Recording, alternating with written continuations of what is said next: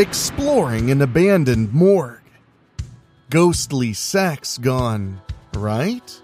But don't worry, that's just a turtle down my pants. And we dive into the true and sad story of Cropsey. Get comfortable. Turn off the lights. It's Monthly Spooky.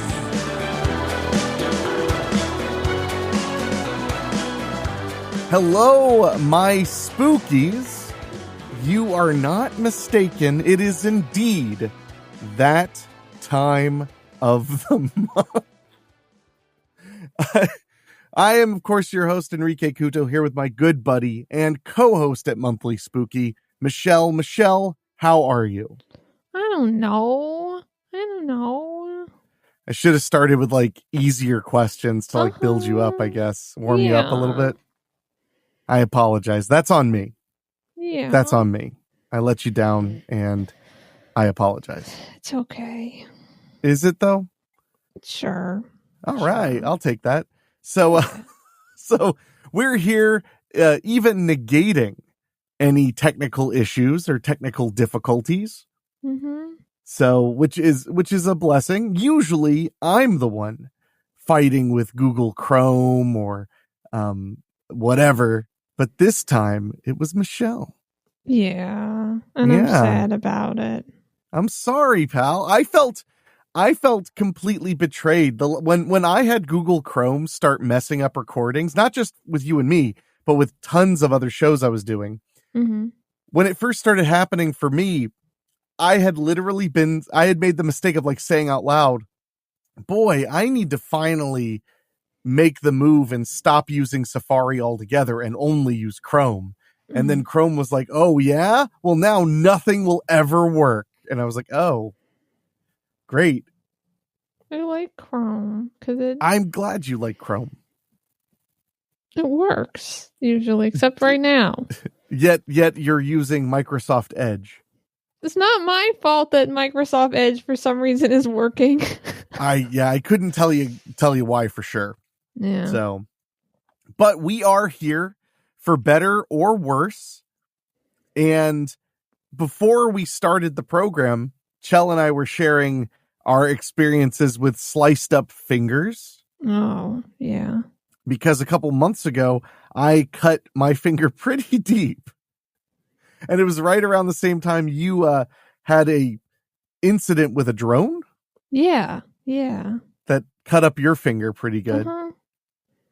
I Probably don't know if we both talked about it. Yeah. I don't think we talked about it much, but yeah, we probably both should have went to some kind of a hospital or urgent care. Sure. Probably. We didn't. I'm just saying we probably should have. I'm sure there are many people who would say, based on the fact that my cut was so deep that a month later the nail was sliced as it was growing out, they'd probably say, that means that was a pretty deep cut. And to them I say, sounds like you're a coward who doesn't sharpen your kitchen knives enough. Yeah.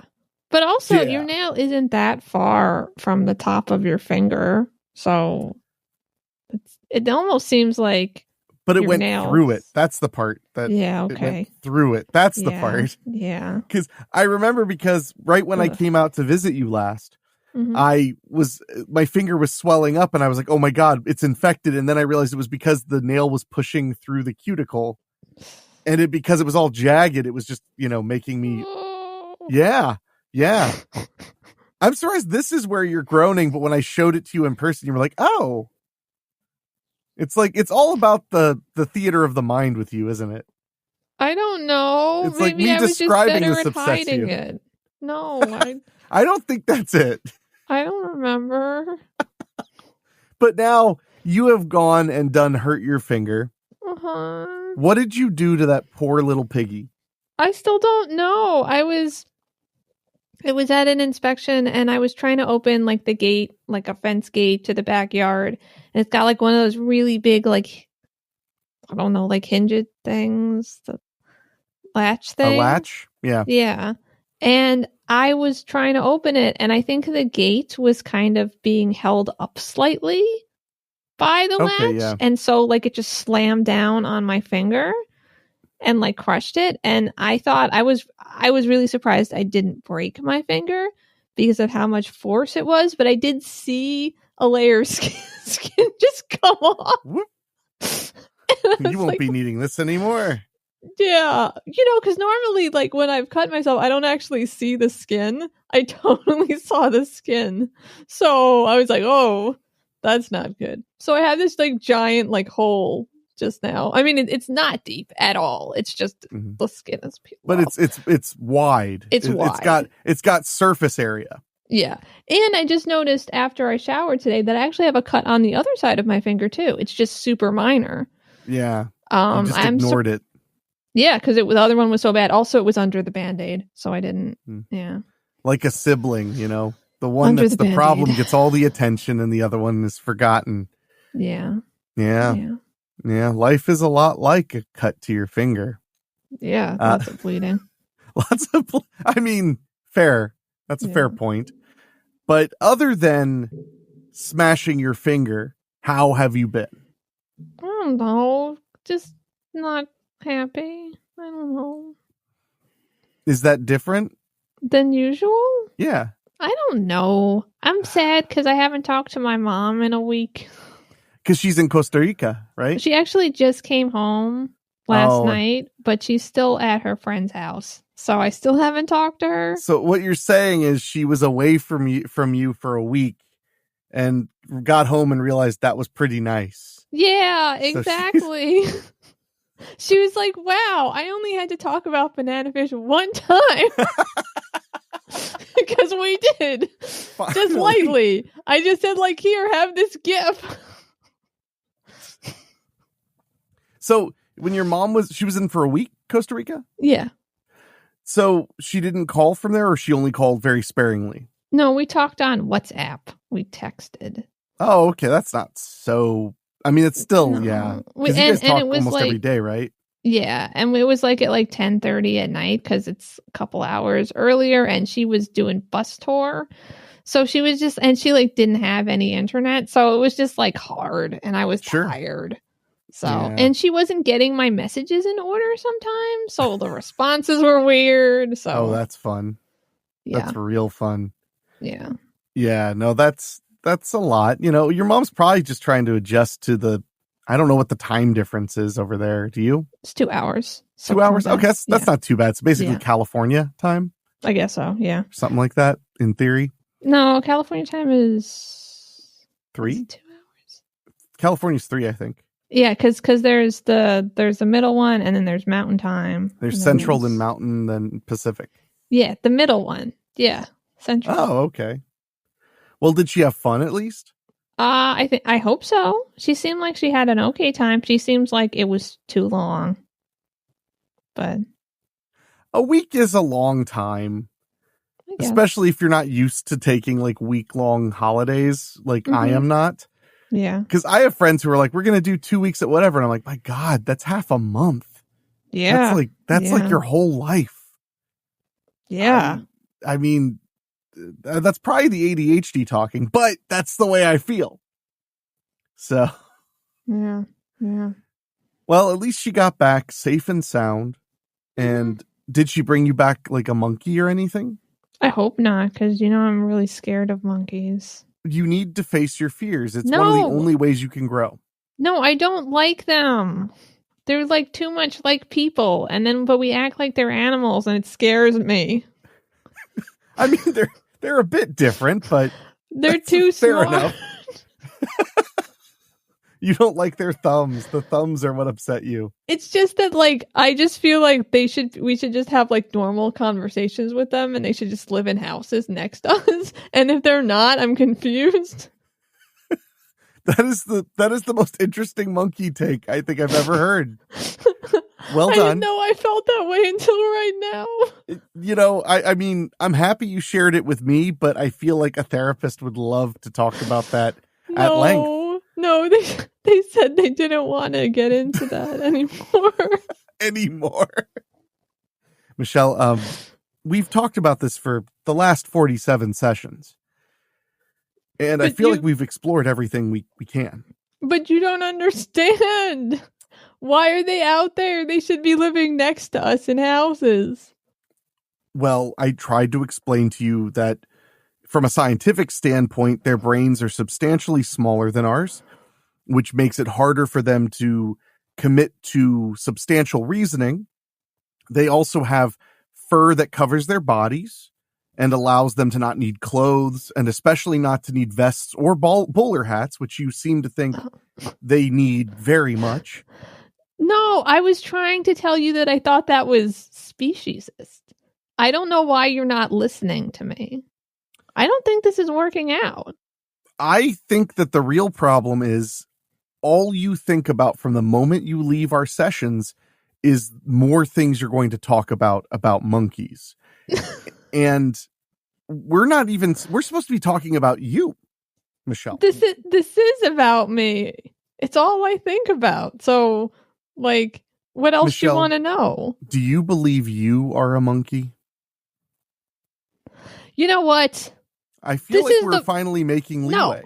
No, because I'm just trying to explain to you that I think that monkeys are misunderstood and you're misunderstanding me. So maybe I am a monkey. I don't know. I'm so confused. Before we wrap up our time today, I'm just going to open my lunchbox and ask you one simple thing. No, don't do it. Would you like a banana? No, I wouldn't like a banana. Like a banana? I would not like a banana. It's ripe, but not overly ripe. I would not like a banana at all. Give me that banana! Oh God, no. We're gonna take a quick break and we'll be back with the spooky news.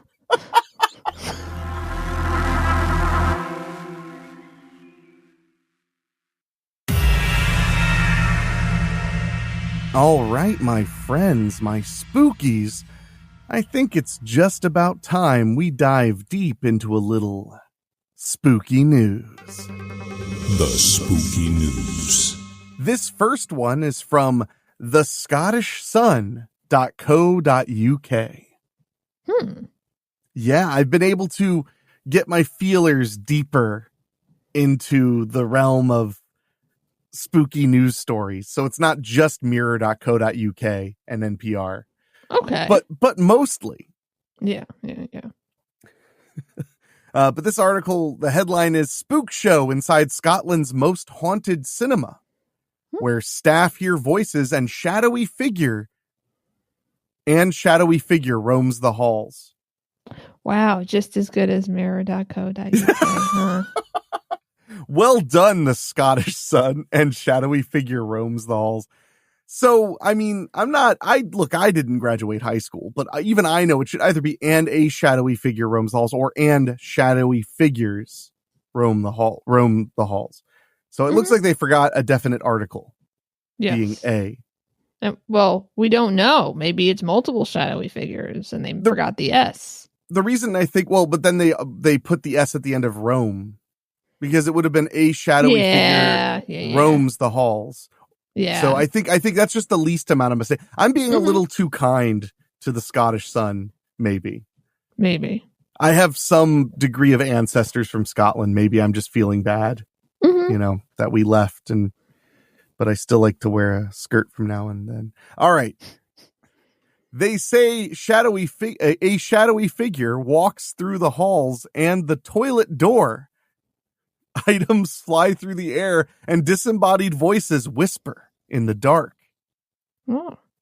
A second spook is said that's not okay. Is said to be dressed in the period clothes of a fishwife. What's happening? Oh my gosh. This is all like UK slang, a fishwife. I'm going to look it up because most of our listeners are not in the UK. I assume it's someone who's married to a fish, but I could be wrong. A coarse-mannered woman who is prone to shouting. Oh, wow. Not a fish at all, huh? Apparently, the archaic term would be a woman who sells fish, but that's not a common usage. It's more for a woman who shouts a great deal and it's Okay. considered derogatory. This is just so nice. Oh, well, it does say in the period clothes of a fishwife, so it must mean a fishmonger woman. Yeah. Yeah, okay. Okay. The cinema in Elgin has been the venue for a whole host of ghostly happenings. General Manager Stephen Bietzke, and his employees have had multiple paranormal encounters in the past few years. All of these things have been witnessed at the cinema, which was built in 1939. Wow, it's new. I like that that's how you feel about things being new. I'm like, wow, that's old. That's like almost when cinema was invented. I mean, sound cinema. I mean, to be fair, I also think it's old, but I felt like in Scotland that's not very old at all. Oh, I would agree with that assessment. It's more like I balanced it with like my opinion of like Scottish stuff and then cinema, because cinema's not that old. Yeah. That's it's why not I was like it's going to huh. be the 16th century cinema. Yeah. Well, like, in small towns, that's what I was going to say. In small towns, even in America, a lot of the cinemas in, like, excuse me, if they're like in downtown, are converted playhouses. Right. And that would make sense. So when it says it was built in 1932, I'm like, oh, okay, so it was built to just be a cinema. Interesting. He said, quote, "We have had some spooky goings on in the cinema in the past few years. Our most recent event involved the kiosk. Dun, dun, dun. To my surprise, we had 3 piles of hot cup lids kindly remove themselves from the counter." What? I think that's literal. I think that's not I think that just means the lids you put on like coffee. Oh, okay. Like, or yeah, okay. Chocolate. They weren't hot at the time. They were for cups that are hot. Yeah, they're hot cup lids, not hot cup lids. Yeah, got it. Where they are stored and landed down in front of the microwave. I was in the building myself. Nobody else was here at all. I heard the noise and came through and immediately saw what it was. Those cup lids that were on the floor do not get stored anywhere near there. Sadly, nothing was picked up on our closed-circuit television cameras, as it doesn't cover that area. That was probably 2 months ago. You made a face. Are you like, why wouldn't the closed-circuit TV cameras be pointed towards, like, the kiosk? Well, yes, but also, like, then it could have been anything. That's true. It could have been a person. It could have been a little monkey. No, sneaking in there, it's not a monkey. trying to live among the people. No. Give me those bananas. Okay. Far more has happened in the past 4 years as well. I've been there, and there have been lots of more going on before my time as well. The foyer for Cinema 2 and 3, it's a multi-screen cinema too. That was, I mean, it probably was converted. But Or even... yeah. Oh, sorry. I was going to say, maybe they even expanded it too. Oh, that could be too. You're right. The foyer for Cinema 2 and 3 is where I've seen my most impressive spooky situation here. I was locking up one night and came around the corner. Right in front of the gents' toilet, a shadowy figure came through the toilet door. Actually through the door. The door didn't move. Wow. Because I'm American, when I hear toilet door, I imagine a door that goes into a literal, like, porcelain toilet. I'm like, yes, the toilet door. What good would that do? Like the lid, basically? Well, it's not a door if it's a lid. It's kind of... Unless it's a hot lid. Yeah.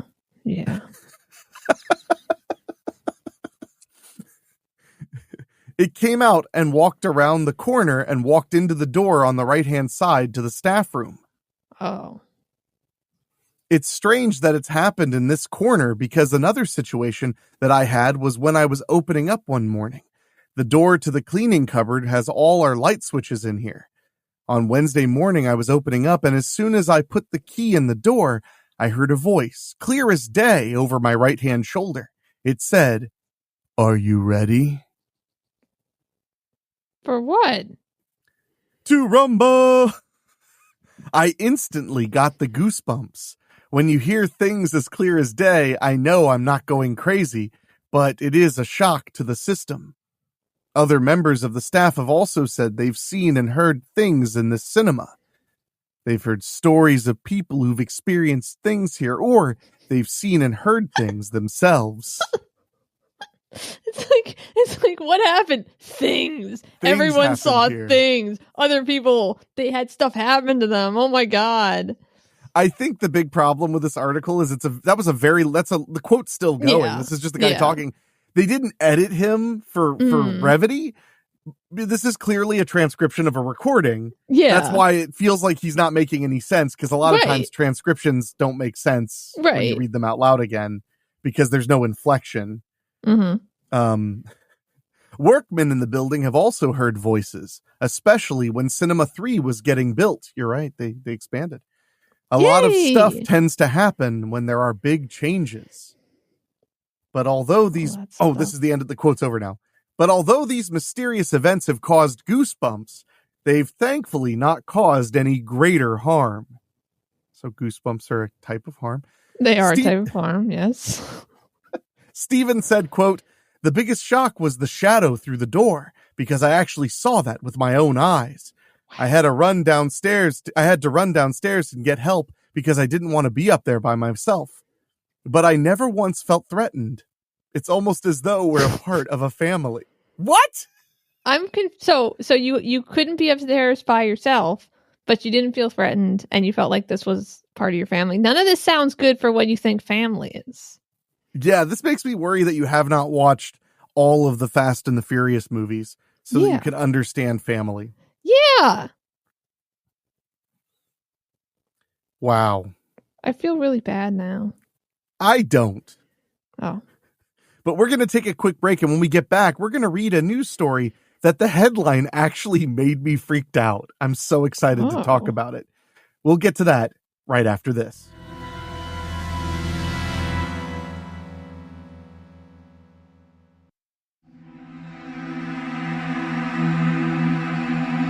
We are back with even more spooky news, this time heading to Michelle's favorite news source and general source of entertainment. Oh.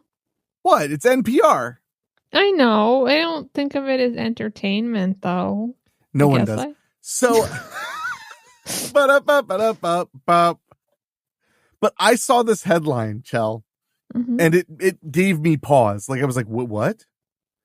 The headline is, authorities say a babysitter checked under the bed for monsters and found someone.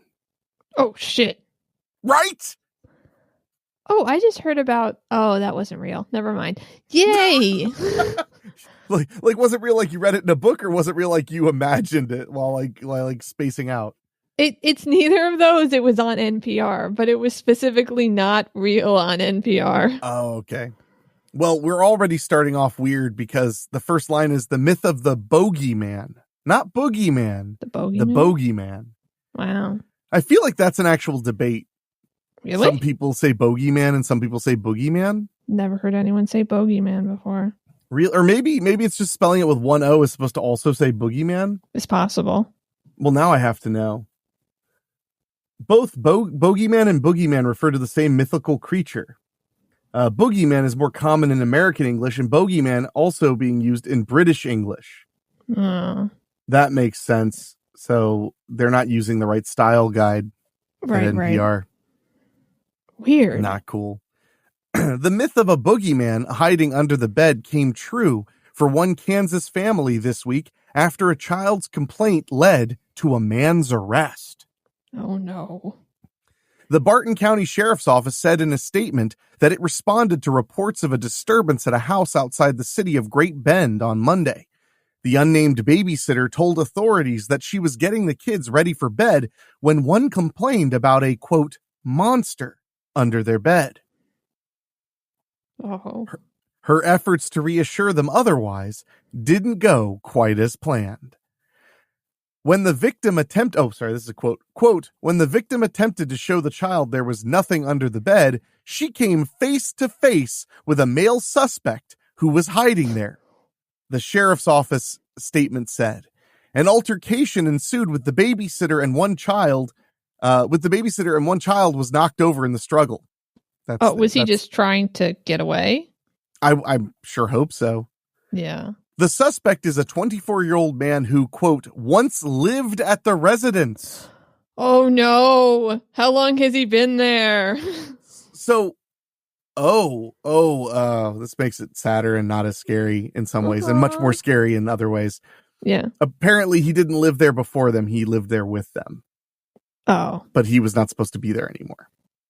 Oh. It gets worse. The statement says, but who was under a, quote, protection from abuse order that required him to stay away from the property. Okay. NPR is not publishing his name because whether he has been charged in connection with this incident is unclear. Online court records cited by CNN and KAKE News show he posted bond at about 10 days earlier after being charged with criminal threat, domestic battery, and violating a protection from abuse order related to incidents in January and February. Oh. This is scarier. It's just not the scary we were thinking of. Yeah. NPR has reached out to the sheriff's office and Barton County attorney for more information.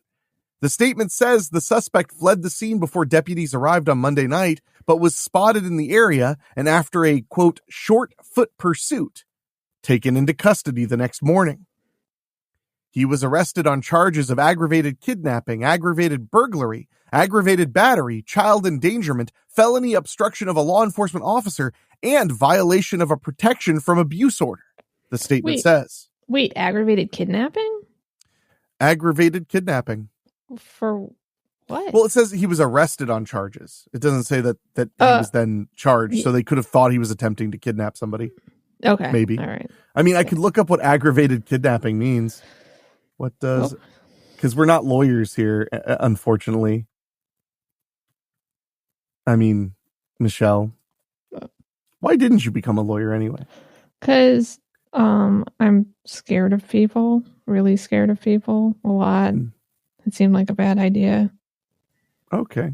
Also, I don't understand law. Well, that's easy enough. So basically it means kidnapping with additional malicious intent.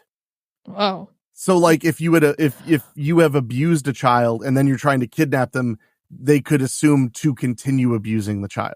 Right. And if it was like you were kidnapped by your parent because there's a custody thing, that wouldn't be aggravated kidnapping unless there was... Yeah. Okay. Aggravated kidnapping is considered substantially more serious than normal kidnapping. Okay. Interesting. I'm scared of everything. Good. That's the way to be. According to the statement, the man is being held in county jail in lieu of a $500,000 bond. It is not clear whether he has retained a lawyer. While fears of someone hiding under the bed are ubiquitous, they don't materialize very often. In 2006, a former Washington, D.C. hospital valet was sentenced to more than 3 years in prison for stalking a hospital employee. He allegedly made copies of her keys, snuck a video camera onto her dresser, and hid under her bed for 2 nights before he was discovered by the woman's boyfriend. Oh, jeez. In 2016, a Tennessee woman discovered her ex-boyfriend hiding under her bed while she was having a security system installed to protect herself from him. Oh my God. She had already filed a protective order and changed her locks multiple times. According to a Nashville police affidavit reported by WZTV News, she shot him in the foot and held him at gunpoint until police arrived. Yay. Well, it did open with a Tennessee woman. Okay. And then in 2025, a young woman living outside the Philadelphia area alone had just it setting you work. Up. Sorry. Yeah. No, because you would know it was just your printer under your bed. Oh no, that's not the reason why. Because I look under my bed, so nobody could hide there for more than a couple hours. Plus, Gigs would want to hang out with them. Yeah, if I was like, Gigs, where are you? And I didn't find her, and she was just under my bed with some criminal. Purring. Yeah, exactly. Yeah, I have drawers under my bed, so there's nothing under there except for, clothing that I probably will never wear because I put it in the drawers under my bed instead of, in a dresser. That story was freaky, though. Like, I just can't imagine looking. I've checked under a bed many times in my life, and I can't imagine ever finding anything. Mm-hmm. Yeah. Yeah. It's scary when you have a bed that has an under area, but you have a lot of stuff under there. That's not, like, and there's like little crevices or something. Yeah. So persons could be under there or something. I don't know. When I was a kid, I used to keep stuff under my bed so that there could be nothing under there. Like I used to just stuff it with things like extra blankets or whatever. Like I just keep them there. That way, that was my method. I don't know what to tell you. I would be afraid because somebody could take some of them out and then hide, and you just never know. But where would they put them? In the garbage? I don't know. I mean, that's a lot of effort. Just hide in the closet at that point. There's literally nothing under my bed, so when I look under it, I can tell immediately that no one's there. Okay, fine. Were you afraid there was something under your bed when you were a kid? Well, Ever? For most of the time that I, had a bed as a kid, I had bunk beds, so my sister was under my bed. So. Oh, that's worse. Yeah. Yeah, you'd be like, that's why God. I have to look, because I have to make sure she's not still there. What would you do if you just checked under your bed and your sister was just like, hey? I would just literally be like, oh, hi, and then walk away and then be like, oh, fuck, what's happening? And then just getting a gun, loading it. just waiting. I mean, I was just going to get in my car and go to the hospital, but... Oh, that works. To the hospital. Yeah. I like that. Yeah, it's like, okay, so either my sister is actually under my bed, I've gone insane, or it's a changeling. Those are the three options. So I'm going to go with number 2. Mm-hmm. Going to the hospital. I mean, of course, you could always call your sister the moment you see that and be like, I sure hope I hear a phone ringing under my bed. Yeah, no, I'm just going to the hospital. Because I could just hallucinate the ring, too. So that's true. Yeah. Do you remember when I came down to help you with your shoulder? Do you remember that first morning I was there? I was sitting at your dining room table doing stuff on the computer. Mm-hmm. And I Facebook messaged you and just said, hey, Chell, looks like I'll be getting on the road a little later than I thought, but I'm really excited to help you with your shoulder. And you replied, wait, you're not here already? And then I just glared at you. So when you looked over at me, I was just like I said, this looked like. Yeah, that was good. That was pretty good. All right, we're going to take a quick break, but when we get back, we're going to head to New Jersey. Oh. So, yeah, for something a little lighter right after this.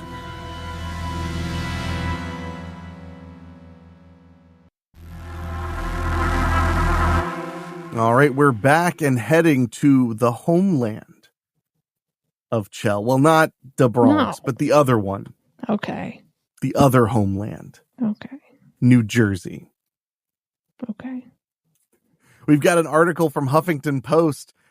This headline caught me, but not for the reason the other one did. Oh. Not because it was friggin' mortifying. TSA catches man smuggling live turtle in his pants at New Jersey airport. Well, but why? I mean, because you're not allowed to just bring a turtle back from somewhere? Well, but why? Because it could destroy the ecosystem? You complain about stuff like this sometimes. Oh. You don't remember when you would go off about... You have gone off about invasive species, I feel like. Oh, I have. Yeah, I'm just confused about why you'd put a turtle in your pants. I understand everything. I just don't get it. Wow, that's a cocky statement. I understand everything. Fine. You don't understand. Well, I mean, where would you... If you needed to sneak a turtle through airport, what would you do? How would you do it? I mean, I think it's pretty, obvious. You put it under a hat. Like a normal size hat or one that fits on the turtle's little head? So you get one of those top hats and you put the turtle under the top hat, but first you also have to give it a top hat. So if someone takes it off, there's just an added surprise. I'm actually really curious how they caught him. I'm hoping. I'm very curious. All right. A Pennsylvania man who was going through security at a New Jersey airport was found to have a live turtle concealed in his pants, according to Federal Transportation Security Administration. The turtle was detected Friday. Oh my God. After a body scanner alarm went off at Newark Liberty International Airport. That's kind of how I figured they'd find it. Yeah. Cause they're going to, yeah. I just assumed you would refuse the body scanner if you had a friggin' turtle in your pants. You can't refuse the body scanner. You can opt for a pat down. Oh, that would be better. Then they'd really find the funnier. turtle. Yeah. No, I think this is pretty funny. I mean, it is, but can you refuse a body scan at the airport? Yes, you can refuse and opt for a pat down instead. Well, the nice thing about pat downs is some people are really lazy. Oh. It's awkward. Like, I'm sure if you licked your lips a lot while they were doing the pat down, they'd do a really bad job. Maybe, or maybe they'd be into that. Or as they're patting you down, my move would be to be like, let's talk about you. How are you? A TSA officer then conducted a pat down on the East Stroudsburg man and determined there was something concealed in the groin area of his pants. Okay, cool. So it wasn't just in a pocket. Okay, good. Because come on. That's where if you're not going to put it under your hat. When questioned further, the man reached into his pants and pulled out the turtle, which was about 5 inches long and wrapped in a small blue towel. Oh, poor turtle. That sounds cozy. I don't think it sounds cozy. You don't like small blue towels? I like small blue towels. No, I don't like being wrapped in towels my entire body. I don't know. Fine, it sounds great. He said it was a red ear slider turtle, a species that is popular as a pet. The man, whose name was not released, was escorted from the checkpoint area by Port Authority police and ended up missing his flight. The turtle was confiscated. He was smuggling it out. Oh, now I'm really interested. And it's not clear if the turtle was the man's pet or why he had it in his pants. Quote, "We have seen travelers try to conceal knives and other weapons on their person, in their shoes, and in their luggage. However, I believe this is the first time we have come across someone who was concealing a live animal down the front of his pants," said Thomas Carter, TSA's Federal Security Director for New Jersey. As best we could tell, the turtle was not harmed by the man's actions. Good. That's nice. Good. He said the incident remains under investigation and it wasn't clear if the man would face any charges or penalties. Follow up, turtle down pants, New Jersey airport. I have to know if they figured it out. Yeah. Wow. There's not a lot. Oh, man tried to sneak invasive turtle through airport security in his pants. Yeah, there doesn't seem to be a reason why. They didn't ask him? Or they didn't tell the press. Yeah, I've tried to find sort by date. Yeah, there's no follow-ups. Oh well. What a bummer. I really wanted to know more. Yeah. Oh well. Why would you sneak a turtle in the airport in your pants? I would never sneak a turtle in the airport in my pants at all. It would just never happen. Sorry. I'm not why would you sneak a turtle at all? I wouldn't.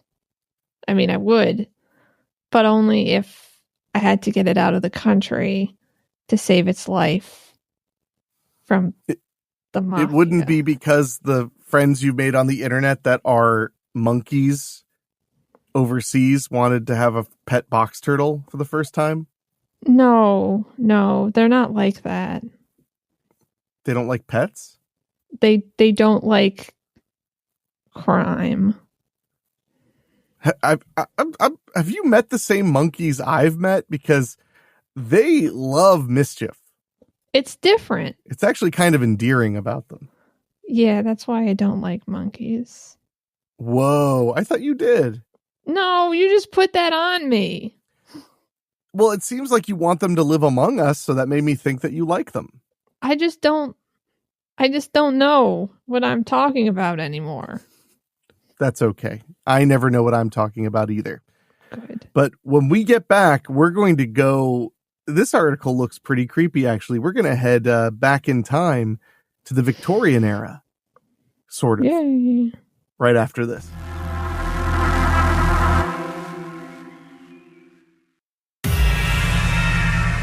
All right, we're back, and this is another one from the Irish Sun. Oh. I gotta say, the haunted and creepy news stories really big in the UK and surrounding areas. Mm-hmm. Like, I always find something. But this headline definitely made me curious. Inside creepy abandoned cemetery morgue with eerie Victorian-era funeral hearse and autopsy table left to rot for decades. Wow. Spooky pictures reveal morgue that's falling apart. So I'm going to show this to you, Chell. Yay. Wait, that's not the... What the hell? It's showing you the wrong thing. It's not showing me the anything. Really? Yeah.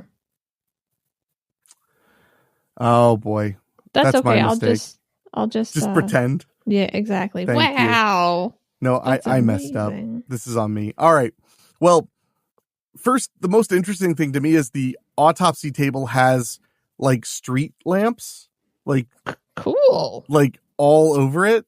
I wish I was kidding because it looks really creepy. They literally look like the lamps like you'd have on the street, like the oil ones. Mm-hmm. Cool. Wow. The spooky building is falling apart, but still has some of the original equipment those carving up bodies 150 years ago used. Oh. Wow, and there's just a big literal stone slab, like literal slab. Ooh, the wheels on the autopsy cart are like bicycle wheels. Cool. Like big. Oh, okay. Yeah. Yeah, they're just like bicycle wheels. Wow. Yeah. Oh, I guess that's technically a hearse. That's what they used to be called. That cart, I was mistaken. The slab is where they did the autopsies, which is weird because it's very low. The cart with the lights on it apparently is a hearse. Back in those days, that's what they called it. Did they have to like sit down to do the autopsy? It looks like you'd have to be on your knees. Wow. Ooh, and then there's some exercise equipment, an old bed frame, a bunch of old beds. Wow. Lots of beds. So it's in Belgium. Oh. And it's gorgeous property. It's huge too. The abandoned morgue is part of a hospital complex in Belgium, which was used up into the 20th century. From the outside, there's a small building with a statue of Jesus on a sign of the cross, alongside a couple of headstones set among the pebbled grounds. In the morgue, there's a stone autopsy table and a Victorian-era hearse. Wow. The beautiful ancient vehicle has carriage lamp brackets, white metal detailing, and large wheels. The hospital section of the complex has a few more modern comforts that patients would have used. Now covered in plaster and rubble, there are sofa chairs, stair lifts, and the metal chassis of modern hospital beds. One British urban explorer has even searched through the building. Chloe Urbex, 23, said she found the abandoned site super spooky. Wow. Quote, there was a little bit of a spooky atmosphere due to the fact a storm hit while I was there. Oh, that'd be bitchin'. You go into an abandoned morgue and then a thunderstorm breaks out. And then you get all like wet because the roof is like in really bad shape. Soaking wet. Yeah. And then you get trench foot. Yeah, because you don't ever take off your boots or shoes or whatever. Ever. Even in the shower. No. Quote, meaning we were hit with both thunder and rain. Inside the mortuary, there was a hearse and autopsy table. Chloe revealed the morgue in a post to TikTok, of course, because all news is basically reporting TikToks, where fans were shocked to see inside. Wow. One person did someone wrote... say... Sorry, please. I was going to say, did someone say, I'm shocked? I wish. One person wrote, fascinating. Oh. Another said, wowza, amazeballs. Sick. It then just has a little sick next to it. Oh. While a third commented, oh, I love that. I'm so embarrassed. For journalism? Yeah. Yeah, me too. That's maybe my favorite part of the show is just kind of like looking at journalism. Mm-hmm. Because I don't read the news that much. I mean, I do, but I don't. You know what I mean? Chloe Urbex has previously found a creepy abandoned horror museum where she felt someone was watching her. What the hell's a horror museum? How is there an abandoned horror museum? It's not a horror museum. It's just they're using it as like because it's creepy. Oh. Because it was no, it is a horror museum. That's abandoned? Yeah, I guess so. That's kind of I cool. guess it used to be like a museum to creep people out, so now that it's all dilapidated, it looks even creepier. Yeah, I could see that. Yeah, I'll send you this link. It's interesting. Okay. But where she felt like someone was watching her, she found old posters with one advertising a ghost hunt event. Another snap showed an old wanted for murder poster seeking the infamous Jack the Ripper. One stairwell appeared to have been decorated to look as if blood had been splattered on the walls. Yeah. Yeah. That was the end of this is terrible. That was the end of the article. That was it. It just ended. Hard stop. I got nothing. That was really funny. I want to write journalism. You'd do too well though. No, They'd be mad. They'd be like, you spell checked this, didn't you? You're fired. Oh. Trying to make us all look bad with your competence. Also probably wouldn't like pay me a lot or anything. No, probably not. They'd probably pay me like 20 cents or a word sentence. No, I was going to say sentence? word, but that would be actually some money after a little while. Yeah, that would be okay. Yeah. Well, I thought this would be a little bit more interesting. Yay. But it was mostly just, reviewing TikToks, which is, like I said, that's pretty much the state of modern journalism. Yeah. But, Chell. What? This next story is pretty scary. Because to me, nothing is quite as terrifying as government. Oh, we'll get to that. I know, right? We'll get to that right after these words.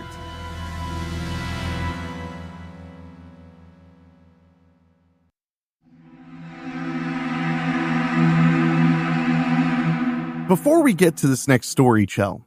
Yes. Did I tell you I ordered some macaroni and cheese via the internet the other day? No, you did not. I had just been working a long day and I decided that I had the blues. Yeah. The Blue Box Blues. Do you remember that crap when we were kids? Yeah. It was a commercial for macaroni and cheese. Yeah. Every now and then, I just want a plain box of macaroni and cheese. I just do. Mm-hmm. It's like every now and then I want ramen. Like not like in any way nice, just like the way it is. Yeah. So I ate a box of mac and cheese, but then I was like, oh, that was the last of my like reserve of macaroni and cheese I keep in the house. So I was like, I should probably buy some. Then I was like, I wonder if the price on Amazon isn't too bad. So I checked and it was pretty much the same price. If you bought 6, it was pretty much the same price as at the grocery store. So I was like, oh, well, then I'll just order it now and, worry about it later. So I order the 6-pack of mac and cheese and then find out that the sale was like on individual boxes, but that you combine them, it got the price lower. Oh. So it was 6 different orders all at once. And I was like, well, that's kind of annoying. And then when I came home last night from the cigar lounge, there were 6 individual envelopes, each with 1 box of macaroni and cheese in them. Wow. Wow. I ordered them as a group package. Like it was very, very unexpected. That's really interesting. So just 6 padded mailing envelopes, each with 1 box of mac and cheese. And I got, like 6 your thing was delivered notices all at once. Did you get 6 pictures too? Oh, I did. Yeah. Of the exact same pile of packages. Oh, so anyway, I just wanted to share that. Yeah, I wonder if it's cheaper for some reason to use those little mailers. So they were just like, let's not even combine them. whenever packaging makes no sense, but not in like a destructive way, because I've also had bad experience with Amazon sending me like packages of sparkling water on top of a Blu-ray of a movie and the case is just smashed. And I'm like, God damn it. So I've definitely had that happen, but I've also had, where things come in a way too big box, but like, padding. It has to be because it's cheaper for them to just get it out than it is for them to go and find the right packaging for it or go and like put them all together. Because it's, if anything is an economy of scale, it's Amazon. Yeah. So whenever I get something that doesn't make any sense, I'm like, it probably made sense in the moment that it just needed to be done and didn't really matter if the box was too big or whatever. It would have cost more money for someone to go and find the right one. Yeah. Than to just put it out and get it out and put it in and get it out and put it in and get it out. So anyway, speaking of bizarre inefficiencies, this story from the Huffington Post says, New Zealand Parliament ghost tour shows off its spooky side. Oh. So New Zealand's Parliament is doing a ghost tour. Okay. Ooh, I always thought it'd be funny, if the federal government ran a haunted house, it would have like 2 attractions and cost like $18.5 billion a year to run. Yeah. Yeah. And like 2 of the attractions would just be like those photographs that when you turn your head, they change a little bit. Like that would be 2 of them too. It'd be like, well, those cost us, we didn't buy them. We leased them for $17 million a month. Wellington, New Zealand, a veiled woman burst screaming from an elevator. The small crowd gathered in a basement corridor of New Zealand's Parliament drew back nervously. Their guide, wearing a trailing white gown, smiled sweetly. "You're welcome to take the elevator," she said. Nobody did. Oh, I would take the elevator. We know you would. Mysterious deaths, unexplained noises, and late-night apparitions are not the usual fodder of daily tours offered at the Parliament buildings in Wellington. After hours on Thursday, however, guides donned Victorian-era garb to regale visitors with the precinct's less savory history. Quote, mostly factual tales of real-world tragedy and paranormal lore that have grown established among political staffers through decades of colorful retelling. Oh. And I want to mention, very timely, because this news article is from March 21st of this year. So not even around Halloween. I love that. Yeah, I love that it's not even Halloween. Walking through a cavernous parliamentary atrium, the guide let out a hair-raising scream that echoed up to the open windows of lawmakers' offices. It explained why the so-called spooky tours are reserved for weeks when Parliament is not in session. Then she could be like, the real horror is how much you're paying these people to not work. Exactly. Parliament's library is a gloomy and ornate building where stained glass windows and crystal chandeliers dimly reveal wrought iron banisters and Venetian decor. Designed by Thomas Turnbull and completed in 1899, it remains in use by staff seeking information or some slightly eerie peace and quiet. Do liminal spaces bother you? No. No, not at all? Bother you? Sometimes. I mean, I don't really think about them that much. So maybe? Well, when you were a kid, did you ever go to like work with your dad? No. Never? No. Not even on Bring Your Daughter to Work Day? No. He like traveled a lot and stuff. That's even better. No. You should have been like, Dad, just wrap me in a little blue towel and put me in your pants. I'll be fine. No, I went to work with my mom quite a bit. In part because a lot of the time it was just us. Yeah. And in part because at the time when I was a kid, they were shifting Bring Your Daughter to Work Day into just Bring Your Child to Work Day. So my mom insisted, like, I'm bringing my son. Yeah. So back then, my mother worked in an office building downtown, one of the biggest office buildings downtown, before they moved to a campus in the suburbs. And I loved visiting her work because the people were super friendly and super nice, and they had a vending machine that had that contained only cherry lifesavers. Wow. I would say, I'm not kidding. When Mom would say, like, you're coming to work with me on Thursday, I would save up all of my quarters so I could get as many of those as I could. Wow. Well, when you're so like confused. 7, do what? I'm so confused. By what? Why are there only cherry lifesavers? They're just the packs that are only cherry. But this is, this is back in the days when if you found something like that, you had to like take advantage because you couldn't just go on the internet and be like, I want a 6-pack of that specific flavor of candy or whatever. Yeah. It was like, whoa, I'd never seen that out in the wild, Yeah. So I loved going to work with my mother, but there were a couple of times, because this was a big office building. There were a couple of times Mom and I would go in on like a Friday night or a Saturday because she needed to drop something off or pick something up or something like that. And every time I was shocked how creepy it was.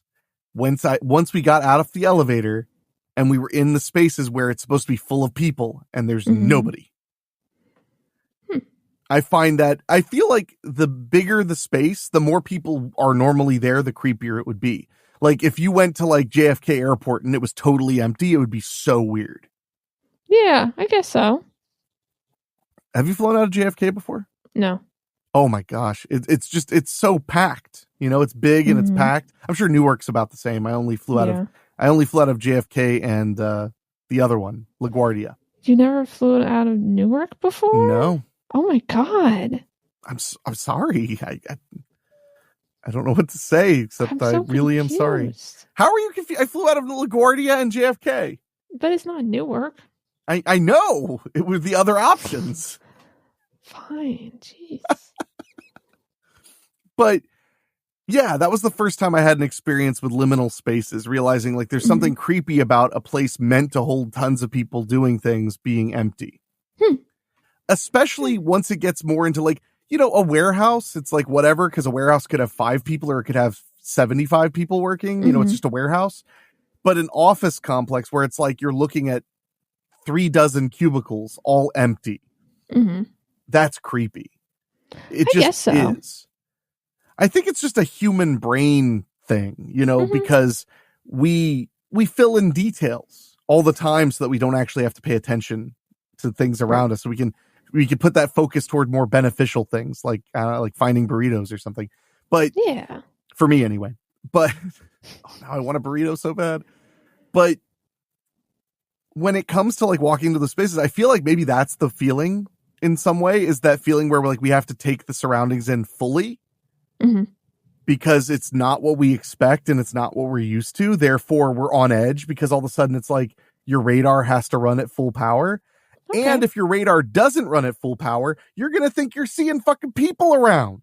You're going to think you saw somebody at the copy machine because you're supposed to see people at the copy machine, but there are none. That's what I think makes it creepy. Okay. I can understand that. I don't know if it's like something that I don't know if I've thought about enough to like say like, oh, I agree, Sure. But I do find places where there are lots of people really upsetting. So I'm not sure. When the people are there? Yes. Oh, okay. Fair. Well, we're going to take a quick break and we'll get back. Maybe psychoanalyzing what Michelle just said, and then also talking about New Zealand Parliament's ghost tour right after this.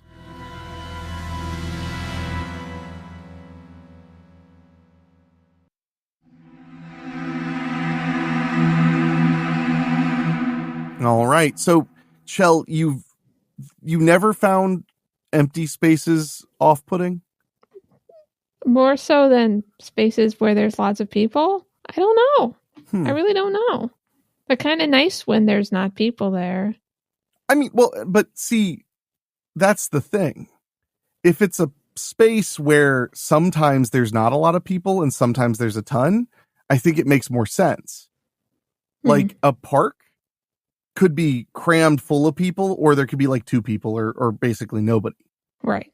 It's a lot more average. But like an office building or like an airport terminal, It's like there's going to be lots of people. I mean, there will be a varying degree, but it's not as intense. Like it's very rare there'll be 2 people.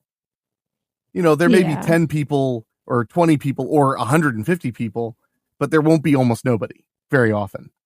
Maybe I just don't go places where there aren't people, but there are supposed to be people. I thought you were going to say, maybe I just don't. And then you were just going to be done talking. Yeah. I just don't. No, I mean, it could be. I don't know. I definitely thought about it a little bit more. Did you never feel creeped out like when you worked your retail jobs when there'd be nobody? Because actually, that was probably my favorite creepy liminal space when I worked at a Spencer's Gifts, when the mall was empty. Was kind of weird. I was thinking about that while you were talking, and I couldn't remember feeling creeped out. Sorry. Well, this was back when a mall being empty was unusual too. To now. Yeah.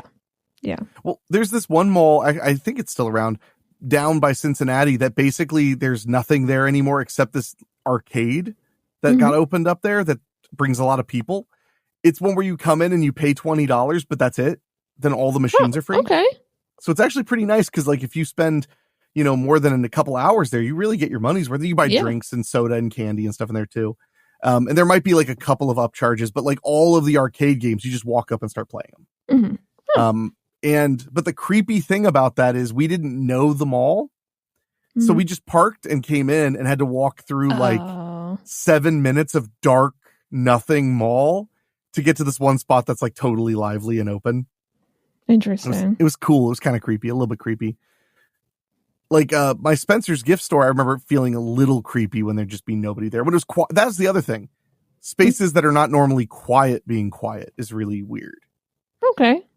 Like I feel like that was weirder with the mall than not seeing anyone, was just how quiet it would be. There's no music. There's no people talking.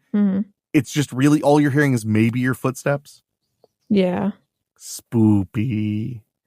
One day we'll figure out what actually scares you other than other people. Well, good luck. Parliament's... I read that part. When visitors arrived Thursday, they were greeted by spectral figures who shrieked as they glided down staircases beneath the portraits of former head librarians and New Zealand prime ministers. That sounds scary. The last part. Tour guides told a hushed audience that the library was imperiled by a savage storm that struck Wellington in 1968, sinking a passenger ferry in the harbor with the deaths of 53 people. Oh. Whoa. Nobody tell them about Vietnam. It was happening at the same time. It wasn't right there. It was actually closer than us.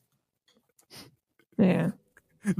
The tempest lashed Parliament too, tearing out skylights and prompting librarians to climb onto the roof as they tried to protect the books. According to a guide who sported Victorian garb and dark shadows under her eyes. I hope nobody caught that I accidentally said roof. Oh, I didn't. Good. But now everyone knows. I've been my whole life trying to get that out. Why? Because it's roof. It's whatever you want it to be. No, it's roof, not roof.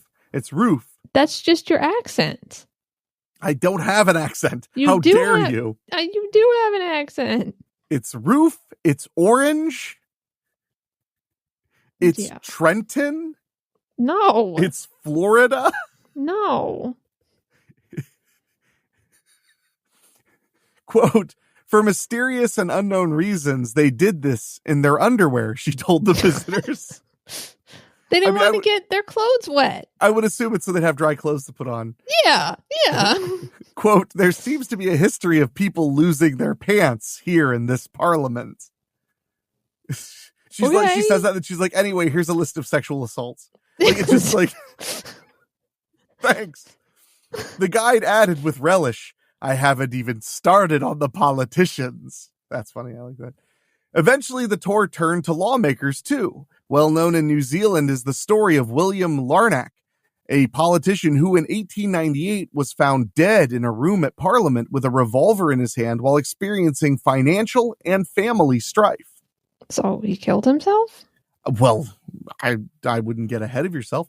Larnack's ghost, some claim, remains in the building. His skull, however, was stolen.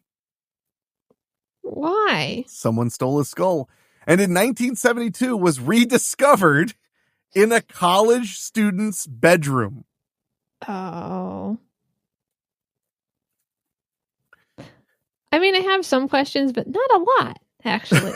Because I assume that, like, somehow it ended up at a university because somebody sold it and the university was like, I don't know. And then some college student was like, oh, cool, and just took it. It's sad because since it's the 70s, I feel like it's a little too early for them to have turned it into a bong. But maybe they did. Another spirit reported to linger is that of the first full-time librarian, Ewan McCall, whose death was partly attributed by some official sources to overwork. How do you I'm not picking on the librarians out there. I mean, but sincerely, how do you overwork a librarian to death? Maybe they're not allowed to go home or eat or anything, and then they die. Maybe they're not allowed to sleep. I feel like that's not overworking so much as that's like literal torture, torment, and murder. Like, it depends. Fair. As the tour descended to the building's basement, the ceilings grew low and the corridors narrow. Frantic banging resounded from an apparently locked room. The subterranean floors are home to an archive containing the historical and esoteric. It's also the site of some of the building's strangest reported occurrences, tour guide said. Urban legends passed down by staff include stories of hands reaching out from the stacks, songs emanating from empty bathrooms. I can hear it coming in the air tonight. That must be the song. Yeah. The apparition of a ghostly woman in a mirror and locked doors swinging open. More earthly horrors included a cat. That's all it says. A cat. Wow. A subsequent flea. Oh, and subsequent flea infestation. Oh, no, it was a cat and flea infestation in 1977. That makes more sense if it's not just a single cat. It's the place got flooded with cats with fleas. Mm-hmm. After one last fright, visitors emerged slightly shaken into Parliament's near-empty lobby as darkness fell. The tour was, quote, a bit spookier than I expected, said Holly Masters, who attended the spooky tour. No, I didn't do that. Who had last visited Parliament as a child. Quote, there was quite a few deaths here that I did not expect to find out about. What deaths did you expect to find out about? I expected to find out about Ron. Like, yeah, Ron died here, but I didn't think I was going to find out about all his other people. Yeah. Another visitor, Sally Giles, said she was fascinated to learn the stories of those who worked and died in the precinct and, quote, what they've left behind and how that surfaces every now and then. The tour guides would return to their regular authorized scripts on Friday's tour, but some said the building's spooky side was never far away. Quote, I always open up the tour route in the morning, said Brand, the team leader. It does always feel a bit tingly when you're one of the first people walking around. Good job, New Zealand. You interested me. I actually thought that I mean, you delivered it very nicely, but I thought it was written pretty well. No, it was surprising. No, that's what inspired me to read it with like such gusto, was that it was like flowing great. Yeah. That was, who was that? The Huffington Post? I think so. I just closed it. Damn it. Oh, I'm pretty sure that's what you said. Yeah, I think it was the Huffington Post. Well, when we get back, we have something really weird, and I'm excited to read it. So we'll be back in just a moment.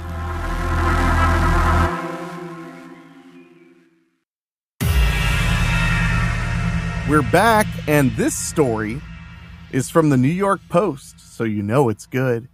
I don't know how I missed this story because this actually came out a few months ago, but it completely zoomed right past me. Rocker Alice Cooper's daughter claims her friend had orgasmic sex with a ghost. Oh, okay. You were like, I thought this was going to be something strange. Yeah, this is pretty average. Well, thank you. The daughter of shock rocker Alice Cooper says ghosts are... this is what it says. The daughter of shock rocker Alice Cooper says ghosts are real. Wow. Ghost. Yeah, Just the one. Just the one. Or Ghosts maybe are it's real. that movie, Ghost.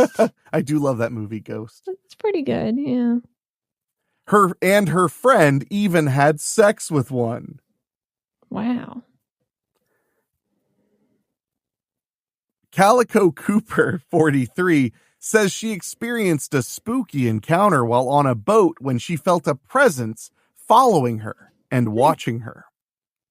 Wow. The singer, dancer, and stage performer made the revelation to Brocardi, a British singer who once famously married, then divorced a ghost. Oh, okay. Calico is the daughter of shock rock singer Alice Cooper, famous for his gothic horror persona. She and Brocardi recently met at Wacken Open Air and bonded over ghost sex and their sightings. Wow. I mean, I guess you gotta find the ways to bond, right? Yeah. Yeah. Yeah. Brocardi said, quote, "I find it fascinating that the thing everybody wants to know about is ghost sex. Do you? Do you?" I mean, maybe. That you think you think it's fascinating everybody wants to know about that part? Well, I mean, yeah. I feel what you're like. Yeah. I thought they'd be more interested in like, how did the wedding certificate get issued? Or no. Actually, I am more interested in that. I'm really confused. I'm guessing it wasn't issued because if it was a legal marriage, there would have to have been like a hearing for the divorce. I want to know about all that stuff. Quote, "I will always get asked that question when talking about being married to Ghost." Maybe it's its name as well. Yeah. I think it's brilliant because I think strangers would be slightly more cautious when asking you about how good sex with a human partner is. Yeah, it's because they've all had sex with a human partner in theory. Like, what? You married a ghost. And you know what? And you didn't just marry a ghost. You told everybody you married a ghost. Yeah. So of course they want to know about the sex or something. And they would at least want to. I mean, what else? Okay, let's do this. Okay, you are in a room with a woman who has proclaimed publicly in news and media that she was married to a ghost. Okay, what do you want to ask? So, did you have a wedding? Women are so like that. They just want to know about the wedding. Like, if the person is like, I had sex with ghosts, I'm going to ask, like, well, how was that? But if it's about being married, I want to know, like, the details. Like, was there a wedding? Was there a cake? Yeah, like, did the ghost eat the cake? Like, how did this happen? Who was, like, in the groom's party? Because he's dead. Like, and how did they get a marriage certificate? Oh, there's a video of the vows. Oh. There's just nobody there. It's just her and a priest and then nobody. But like, did people come to this? Were they like, how crazy are you? Like, what's going on? Apparently the ghost's name was Eduardo. Oh, that's good. Then how come she's not referring to him as Eduardo? I don't know. And they got married at the Asylum Chapel. Oh. And she walked down the aisle to her own song. That she was singing as she was I don't know. It didn't say she was singing, but yeah. Okay. And she says that Eduardo was making sure I knew he was here throughout the ceremony by whispering things in my ear and gently nudging me. Oh. So then how was the sex? That was solid. All right, back to the news story. Oh my gosh. I used to be so shy of that question. She was married to the ghost in 2022. Wow. So it wasn't even that long ago. Divorced. Well, they're in show business, so you know how those weddings are. Yeah. I used to be so shy of that question, but it makes me laugh now because everybody wants out of this world sex. So I'm quite lucky, really. Oh, wants out of this world sex. Yeah. Sorry. Yeah. Gosh. Brocardi has spoken about her experience of having sex with a ghost on several occasions, describing ghost sex as very erotic and powerful. Okay. She believes ghosts to be energy forces that can touch your body in the same way a human can and leave you feeling stimulated. Okay. But how's the alimony work? Exactly. On an episode of Say Yes to the Dress, Brocardi described ghost sex as, quote, orgasmic when speaking to Tan France. Calico shared a story about how this is so bad. Calico shared a story about how I think they meant her friend, had experienced ghost sex. Man, this is bad. Brocardi said, quote, I love it when I meet people and they are not afraid to talk of ghosts and things that are out of the ordinary. I have such a curiosity for the topic, and I love to learn and embrace everybody's encounters. Calico also shared with Brocardi a ghost encounter she had whilst on board the Queen Mary in Long Beach. Okay. Calico felt the presence of a ghost following her and watching her. See, they're like, you wouldn't ask how the sex is with a human partner. Okay, well, you would call that fucking stalking if it was a human person, by the way. This ghost that's following her and watching her. She said the encounter, oh God, this gets awful to me. I'm sorry. She said the encounter made her feel chosen. That's creepy. It is pretty creepy. I felt stalked, but then I also felt like, yay, I'm wanted. That's I was about to say, that sounds like your dad was, there we have it. Yeah, her dad was Alice Cooper, so there you go, yeah. Maybe instead of touring, you should have went to her viola recital. Then maybe she wouldn't be in this news story. Brocardi divorced her ghost lover by means of an exorcism. Oh, fuck her. Okay, I'm done. Fuck. That is not okay. I forgot how you feel about exorcisms. We learned about that a lot a couple months ago. Yeah. What the fuck? But it hasn't stopped her curiosity about researching into the paranormal world.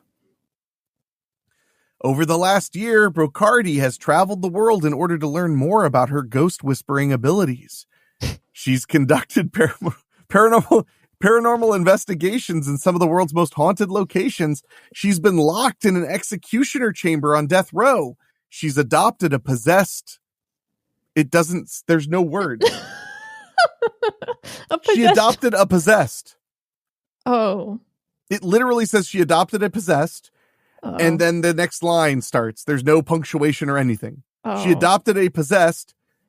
And then it says Brocardi has also interviewed the world's most respected rock bands about their supernatural encounters. Oh, so she adopted a possessed. Yeah, I mean that could be anything. A doll, probably, or a kid. I'm guessing, or a house. I adopted a possessed clown doll after my marriage. That's what it is. I'm so confused. And she claims that the doll made her ex jealous. But I thought that they exorcised him. Yeah, I'm starting to think this isn't very true. Also, I feel like I didn't learn anything about the sex. No, we learned like nothing. Except it was good. Like, the fuck? Well, don't worry, Chel, because after this quick break, we're going to cover one more story, and we're heading back to our stalwart, our good friends at mirror.co.uk right after this.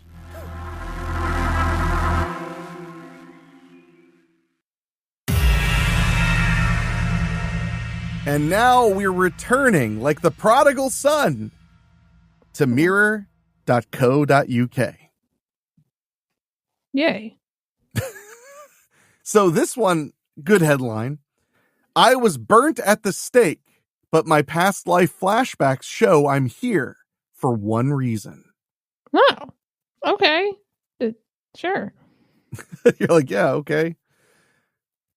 It was 4 a.m. and Alexandra Wenman was in a B&B high up in the mountains of Cusco, Peru, 11,000 feet above sea level.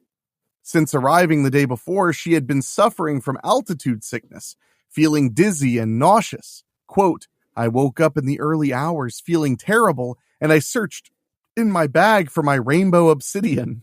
I carry crystals everywhere. Yay. Says Alexandria, 47, from Tottenham, North London. Quote, I'd brought this crystal because it's a grounding stone. It pulls you back to earth.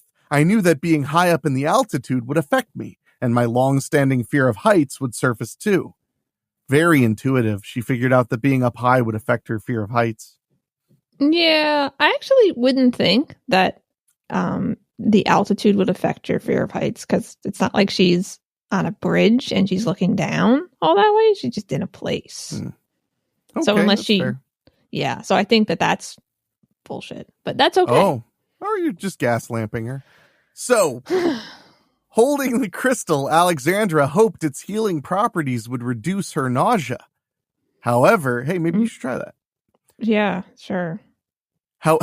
However, within seconds of touching the stone, Alexandra experienced a terrifying past life flashback. Oh. Quote, I saw myself in the Inca city of Machu Picchu, and I was being punished for stealing grain. Oh, damn. My hands were brutally hacked off by guards. Then I was put into a net and lowered over a cliff, says Alexandra. Quote, the vision was like a memory, but stronger. I was reliving the moment. I could smell the earth and feel the intense pain. As I hung over the cliff, I saw myself trying to grab the rock face with my bleeding stumps. I'm sorry, why is that funny? It is funny. Then I fell to my death. Yay! The vision ended, but Alexandra instinctively understood that her long-standing fear of heights had come from this past life. Okay. The following day, I visited Machu Picchu and explored the ruins. It didn't take me long to find the spot on the path near the cliff edge where I'd fallen to my death centuries before. I quietly said words of forgiveness for my killers and for myself. My altitude sickness vanished.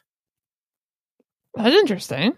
And my fear of heights eased. Since this experience in 2016, my phobia hasn't returned. Wow. So maybe your fear of crowds has to do with a past life thing.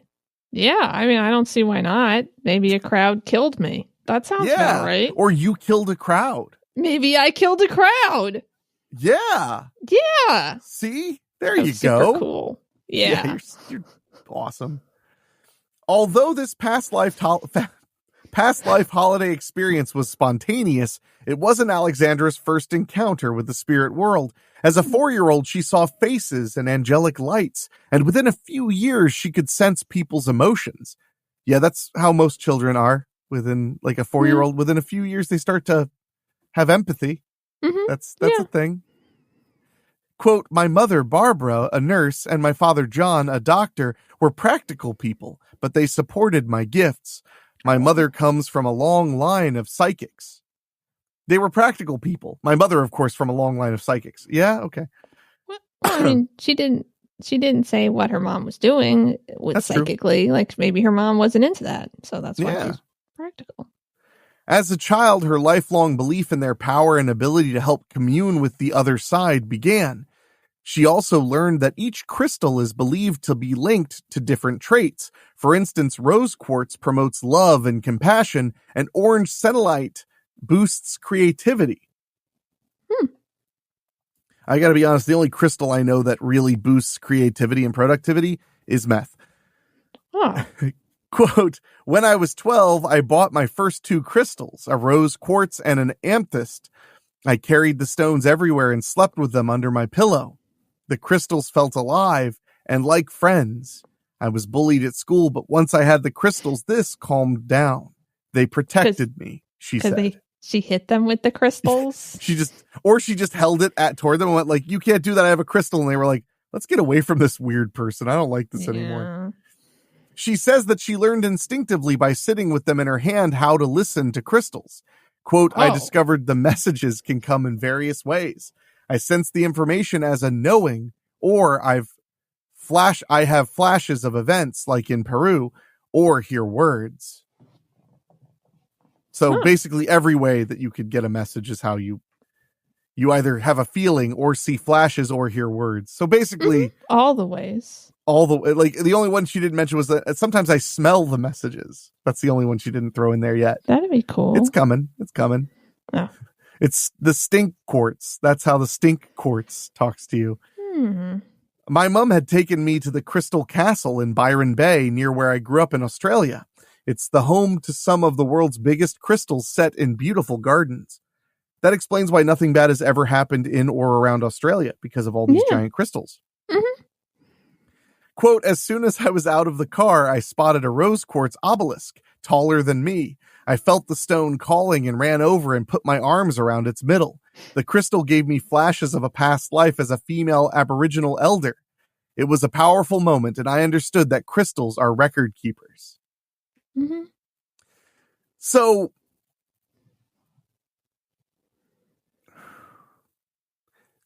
this is just, I'm sorry, this is an annoying, obnoxious white lady who is fantasizing about being people of other cultures and dying.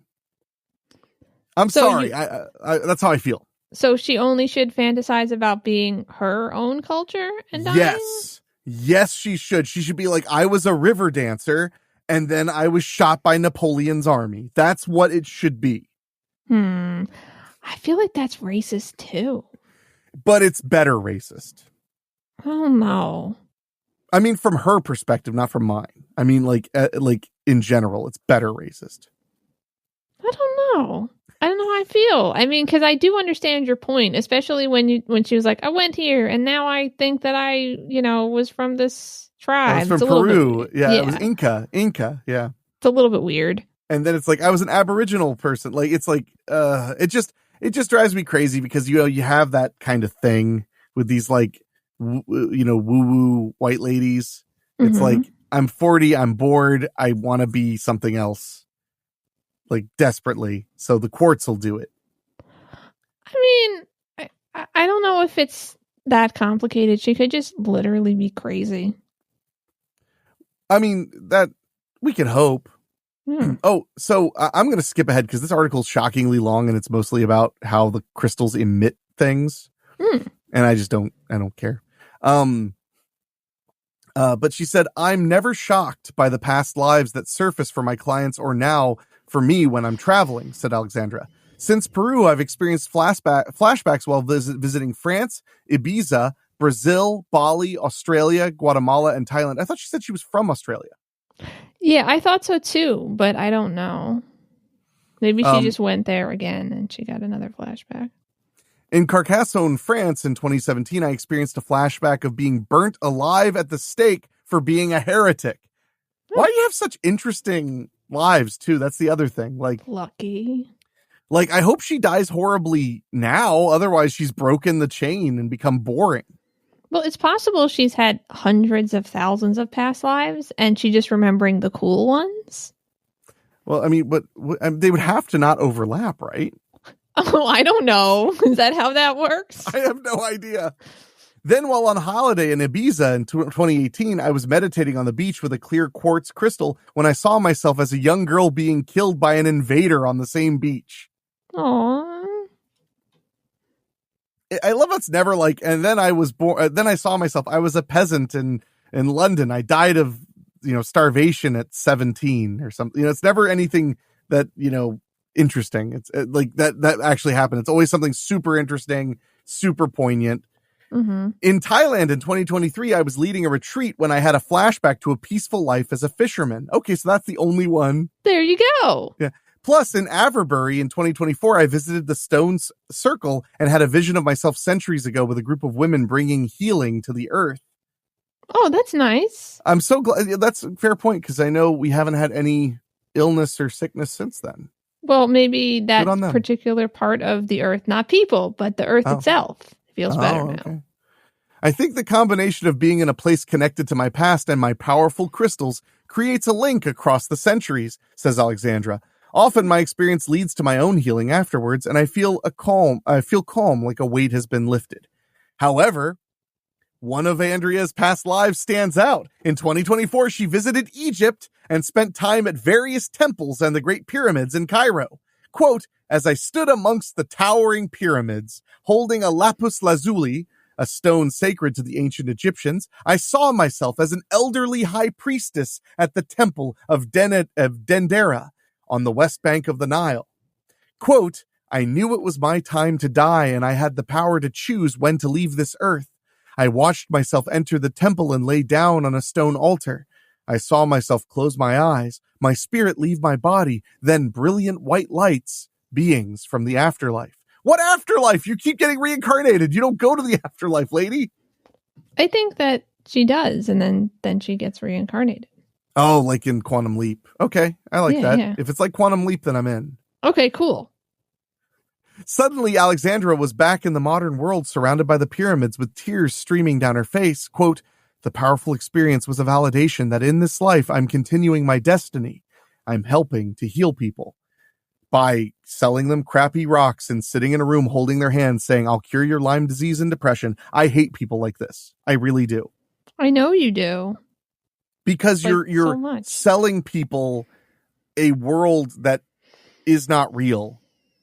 Because I skimmed over some stuff because it was like honestly ticking me off and boring. Mm-hmm. But she says that people see her for problems from depression to back pain. Often their issues are past life based. I would not treat your depression with this woman because this woman will, of course, I mean, if one of her past life regressions was one time I was really depressed and I held a rock and thought it would help, but then I killed myself instead, maybe if that was one of her past life regressions. I hate stuff like this. When you're dealing with people that desperate, especially if it's depression and they're coming to a crystal healer, mm-hmm. they're desperate.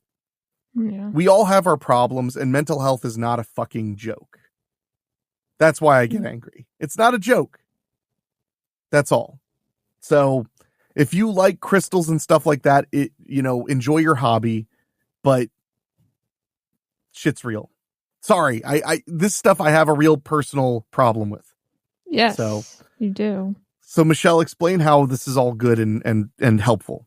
So I can, not be the jerk. Oh, I don't know. I mean, it could be. You can pretty much make your brain do whatever you want to if you believe it. Like you can placebo yourself into feeling better.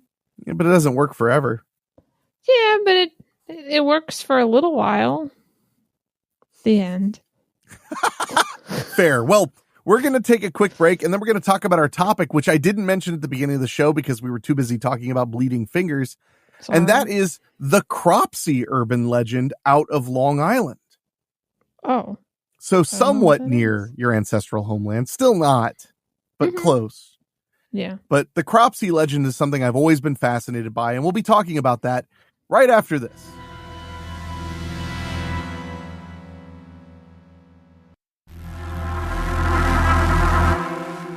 Damn. Oh, damn indeed.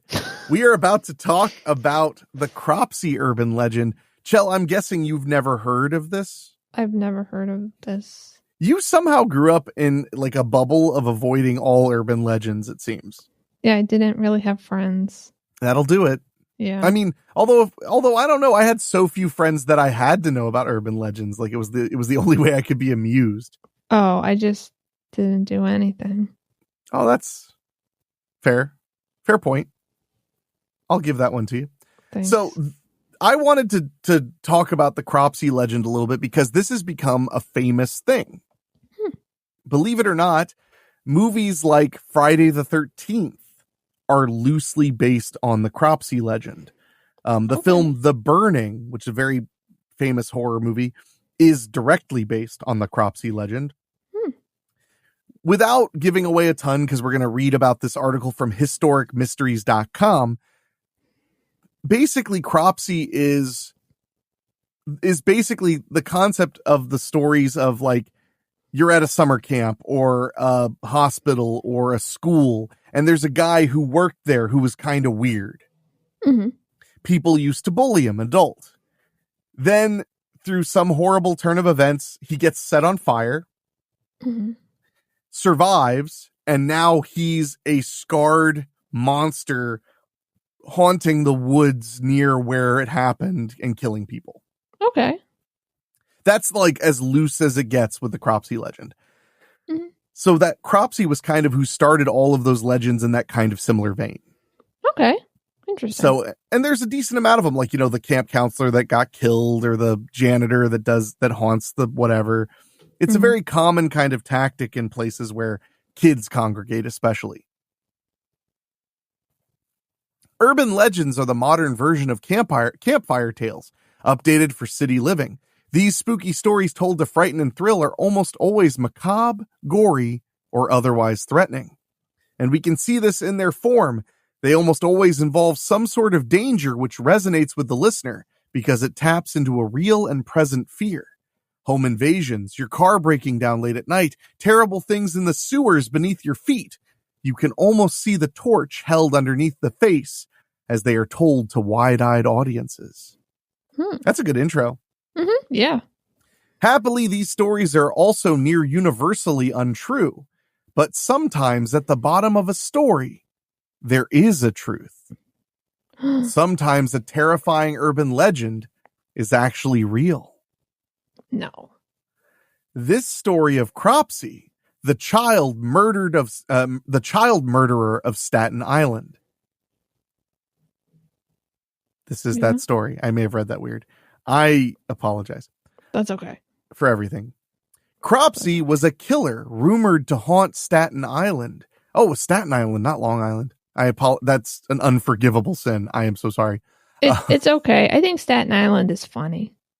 Okay. I agree. During the 1970s, the legend talks about a man who kidnapped young children after he lost his own son. Oh. I'm interested because I watched a whole documentary on Cropsey and it's changed a lot. But then again, this is the true story, I think. Maybe. Sort of. This man was mentally unstable, so the story went. Out of grief, he had resorted to stealing the children of others as replacements. Oh. Staten Island is very different from the rest of New York. Large areas of underdeveloped woodland abut against the streets and houses of its occupants, and in the woods there are ruins. It can be easy to get lost in them. This was Cropsey's hunting ground. New Yorkers often emphasize the physical when they describe the figure of Cropsey. For example, it is said that, like a Disney film villain, Cropsey has a hook for a hand. Some people believe that Cropsey looked horrible, with scars and burns on his body and face. Such deformities are common in these urban legends, adding to the ghoulish nature of the killer. With these descriptions, it is clear that Cropsey's tale is one that grew in the telling. When something is included in a story which evokes some fundamental fear in this way, such a detail will be an embellishment to make the story scarier. It's like doing material on stage. You say something, you get laughs, so you keep saying it and trying to make it even funnier. Some other examples, by the way, would be the Mad Gasser of Mattoon, Illinois, and Perek, the Springman, Prague's own spring-heeled Jack. Those are a few examples it mentioned. However, remove the hook hand, the scars, and the burns, and you start to approach the truth. Oh. There was a real Cropsey, and his name was Andre Rand. Andre Rand was born sometime in the 1940s. By the year 1983, Andre worked as a custodian at the Willowbrook State School of Staten Island. That year, he took out a school bus with 11 kids in it without authorization from the school and drove the bus to New Jersey's Newark Liberty International Airport. Fuck. Where he hid a turtle in his pants. Now, How? While his kidnapping attempt came to nothing, it was not clear why he did it.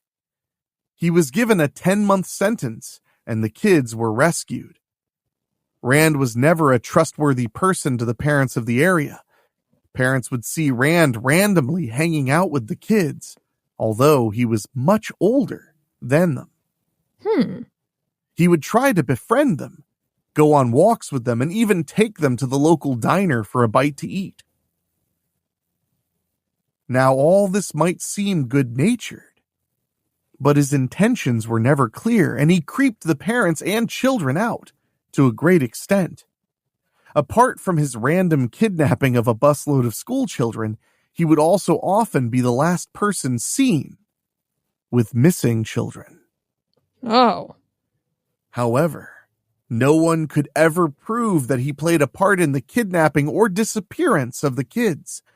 Many people would accuse him of kidnapping and even killing children, but there simply was no proof.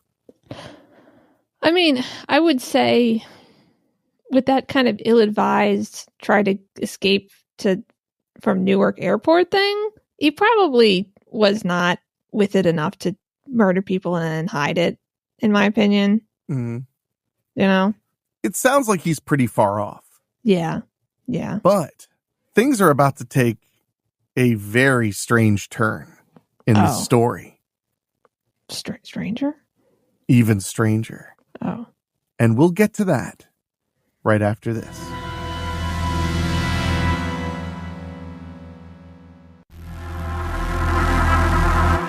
All right, we're back talking about the real-life Cropsey, at least according to historicmysteries.com. It was only in the year 1987 that things began to change in Staten Island. That year, 12-year-old Jennifer Schweiger would disappear. In 1998, Andre Rand was taken into custody for kidnapping and first-degree murder of the child. Oh. It was the first disappearance with which Rand was legally tied. However, it was not the last one. Oh, damn. In the same year, he would be accused of the disappearance of kids like Alice Perea, Holly Ann Hughes, Tiasi Jackson, and Hank Gafforio. However, he would only be charged with kidnapping of Holly Ann Hughes. The interesting and terrifying fact about these charges is that while the jury was able to find out that it was Rand who kidnapped the children, it could never prove that he murdered them. But he probably murdered them because... maybe. I mean, unless he just, threw them in the woods and then they died or something. Well, they disappeared. I don't think there were bodies of most of them. Okay. So he might have just done something else with them. Well, I mean, no body, it's hard to prove that crime. That one crime. Yeah. So, absent a murder conviction, he was convicted of kidnapping on both counts. His sentence, however, reflected the extreme nature of his crimes, which would put him behind bars until 2037. He would only come out of prison if he lived to see his 90s. Wow. In truth, Rand had been known to the police for many years and had a history of crimes against children. In 1969, he served a sentence of 16 months in jail for attempted sexual assault of a 9-year-old. What the fuck? That he was employed as a custodian at a school in Staten Island is a shock, an unbelievable outcome after that sentence. Yeah. Yeah, I would say so. Yeah. However, the reputation of Willowbrook State School of Staten Island at that time was also not so great. The school... Do what? They were like, I don't know. We can't get anyone to be a janitor. There's this pedophile I know. Let's get him. Yeah, well, he attempted pedophile. They were like, oh, okay. Yeah, it's fine then. It's fine. Get him to fill out a W-9. Yeah. However, the reputation was not that great. The school was meant for children who faced difficulties in learning. So, people who would be more vulnerable. However, instead of being a safe place for such kids, it has been described as a hell where the children were subjected to crimes and horrors. The children would face sexual abuse, corporal punishment, and unsanitary conditions at this infamous school. So we know why he was there then, because they were like, oh, he fits so well with the rest of the staff. You fit exactly with our business plan. Yeah. Therefore, it is a possibility that Andre Rand was involved in many more crimes against children, and the authorities of the Willowbrook State School of Staten Island were aware of his nature and disposition towards children. The public was not aware of the conditions at the school or the crimes of Rand until the 1970s. Even then, it took more than a decade to shut down the school and punish Rand and other staff of the school for the atrocities they had committed. By the time Cropsey was arrested in 1988, he had been a danger to children for decades. You know, it's not okay. You're not supposed to just take lots and lots of years to get these people off the streets. No. It brings reassurance to Staten Islanders that the real Cropsey is behind bars. The backwoods of Staten Island may still be unsafe for the wary, but they do not hold a child kidnapper. Probably. In the years since Cropsey has proved an irresistible fascination for filmmakers. Many living in the area have dug deeper into the legend and have interacted with the families that were really affected by Rand's crimes.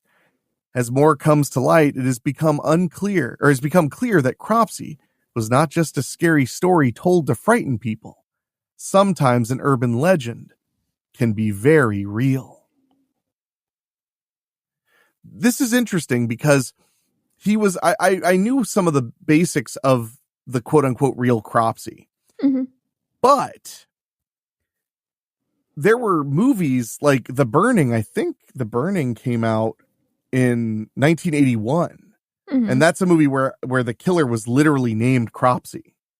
Yeah. So I'm guessing that the concept is, or the thought process is that he became infamous even before he was caught, as like there's a guy who lurks and whatever. And it's just that he was brought to justice later. Yeah. I'm thinking that's what it was. That sounds somewhat reasonable, I guess. Yeah. Because Cropsey, the concept of just the evil villain, that kids all knew, he does meet that criteria. And because the school was so terrible, they protected it. Yeah. I mean, to be fair, I think even if the school wasn't that terrible, of a place, not of like they probably still would have protected him, because I just feel like that was, more common back then in that time period. What's crazy is like at the end, it was like the satanic panic was happening. You'd think that but that didn't affect that area apparently, or that school at all. Yeah. Because lots of people were being accused of way worse for just like spending time with your kids reading books. They'd be like, you're a Satan worshiper and you're hypnotizing our kids. And they'd be like, what the hell are you talking about? And they'd be like, we group hypnotized our kids to believe this stuff. We should do the satanic panic sometime. Like try and find a good overview of it, because it's really interesting. Yeah. So, but that's the supposed true Cropsey story. Yay. If that's the way you feel, yay is fine. I was not going to go with yay. Oh. Wow. Sorry. It's no, it's fine. I'm the one to blame. So we're going to take a quick break and then we're going to wrap things up. I have a few great horror movies I saw in the theater to talk about. And Michelle told me off air that she found one of the most interesting Reddit stories she's ever read in her life. That's so mean. So she's going to share it right after this.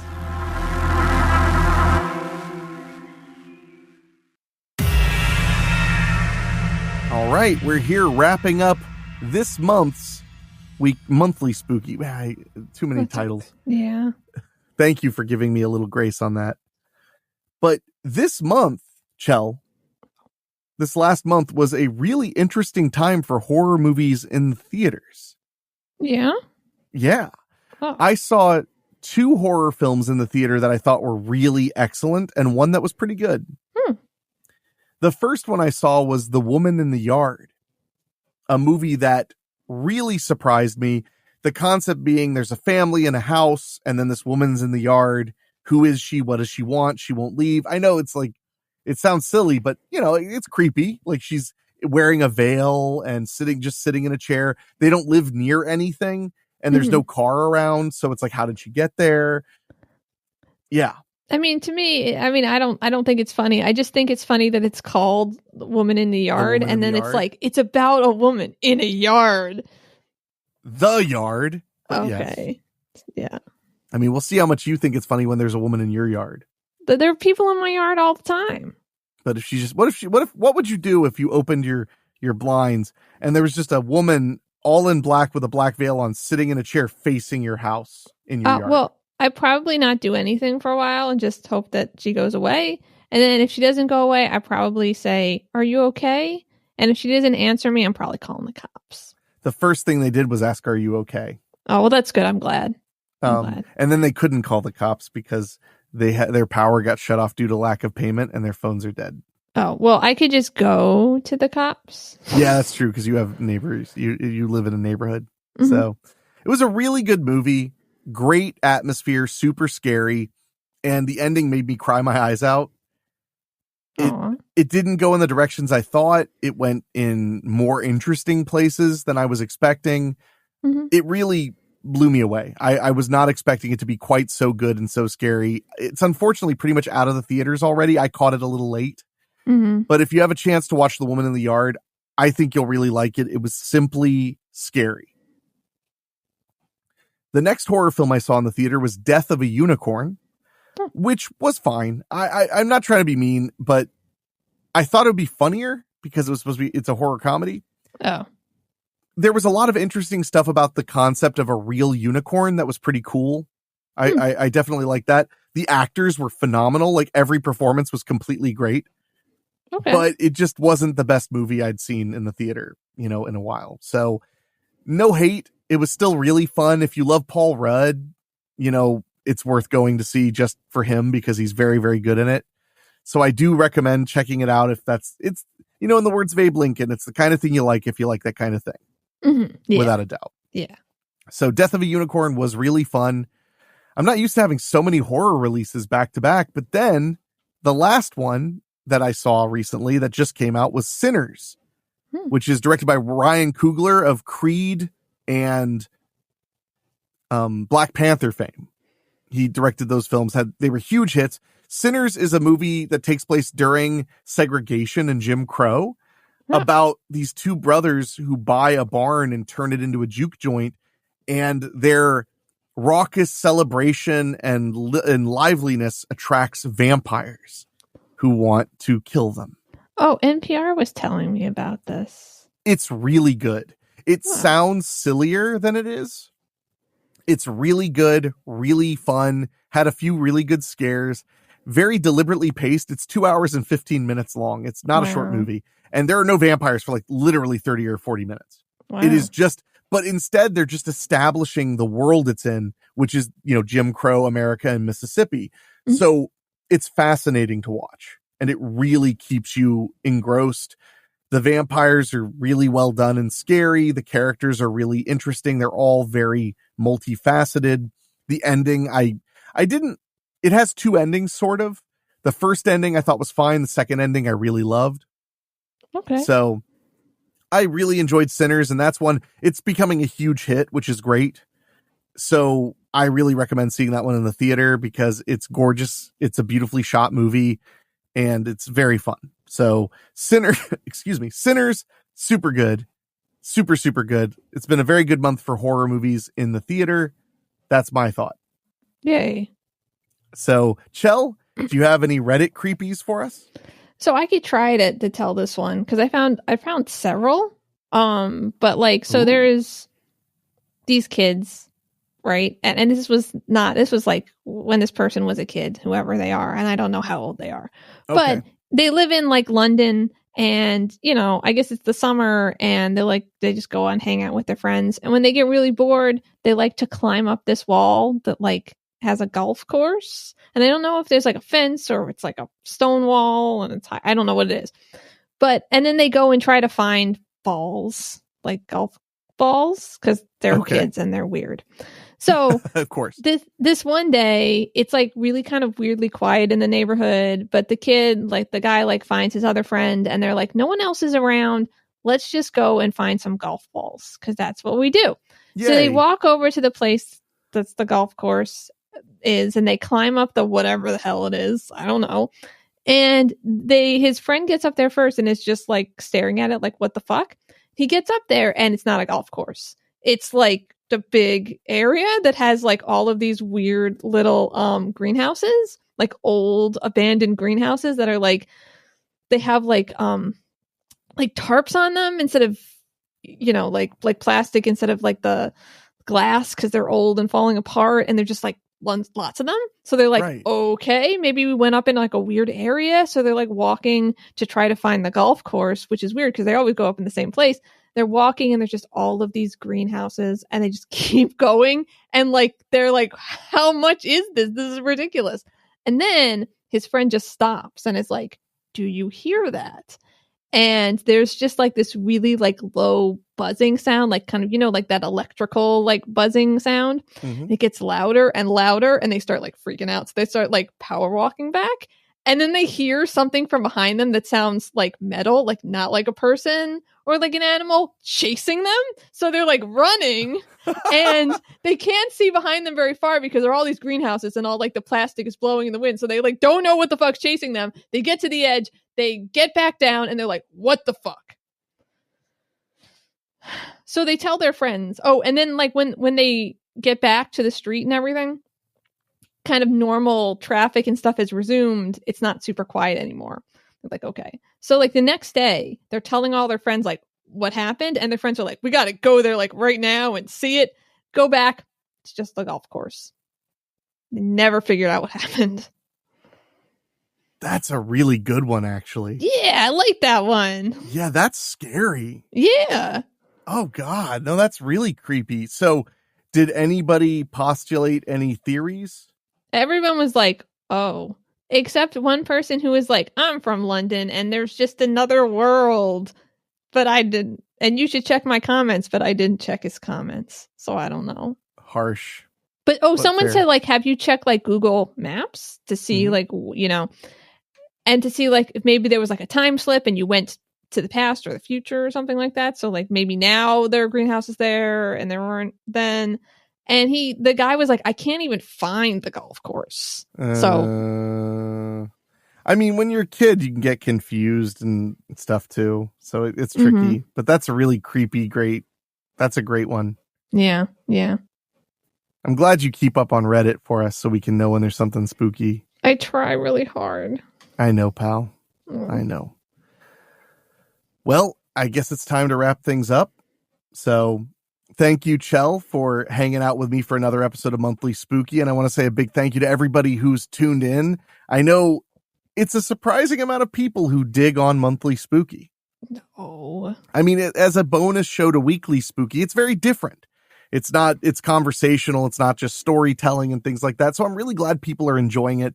It's a place where I can let my hair down and have fun and involve Michelle, much to her chagrin. So thank you guys so much for your support. And if you love what we do here at Weekly Spooky and Monthly Spooky and you'd like to support us, please consider heading to weeklyspooky.com/join. For as little as $1 a month, you get 2 bonus shows every single month, as well as years of back catalog of exclusive audiobooks and creepypasta readings, and so much more at weeklyspooky.com/join. It really means a lot to me, and you can join almost 100 other spookies in keeping the show rolling and rolling, because we'll be hitting 6 years of Weekly Spooky this October.